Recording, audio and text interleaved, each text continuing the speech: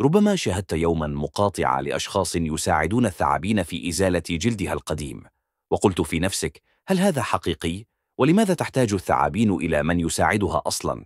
في الحقيقة الثعابين لا تتقشر عبثا، أجسامها تنمو باستمرار، لكن الجلد الخارجي لا يتمدد معها، فيبدأ بالضيق حتى تتكون طبقة جديدة تماما تحت الجلد القديم.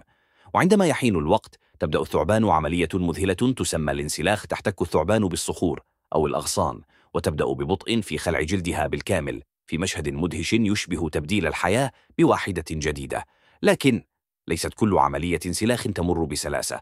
أحيانا يلتصق الجلد القديم حول العينين أو الرأس فيسبب ضبابية في الرؤية، وهنا يأتي دور الإنسان، فبلمسة حذرة ومساعدة خفيفة يمكننا أن نخفف عن هذا المخلوق لحظات من الألم والارتباك.